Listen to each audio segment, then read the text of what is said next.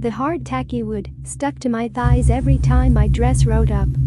Sunlight streamed in through the stained glass windows, draping the mourners in flashes of color. The priest stood at his pedestal, filling the room with his booming voice and muffling the sounds of sniffles.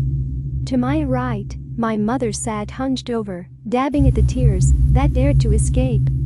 We didn't have the best of relationships, but I rested my hand on her thigh hoping to comfort her. I'm not sure she even noticed. Then something caught my attention. At first, I thought it was a trick of the light.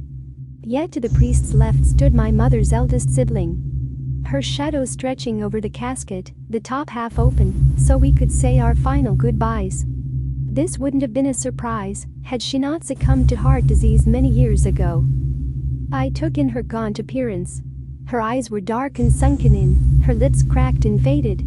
She visually swept the room, searching, and began to move slowly along the outskirts of the pews. A quick glance around told me I may be hallucinating. Within moments, she disappeared to the back of the chapel. I strained to hear her footsteps creeping down the aisle, but then the smell hit me.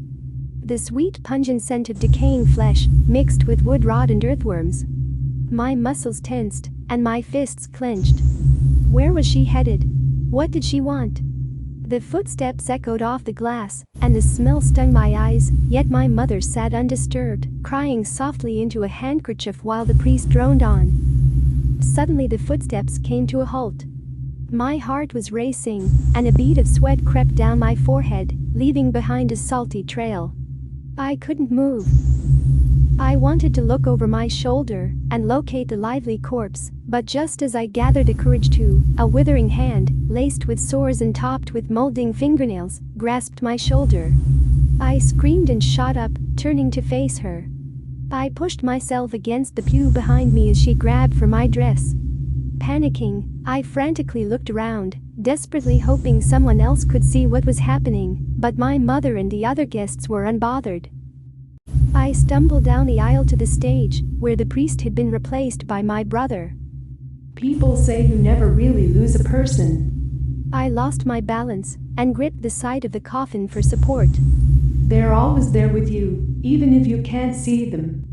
My heart was pounding. I glanced down into the coffin to mutter an apology, but choked on the words.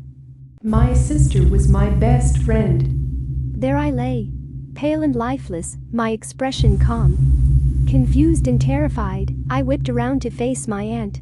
Her hands clamped onto my shoulders, digging her nails into my skin and sending chills through my body.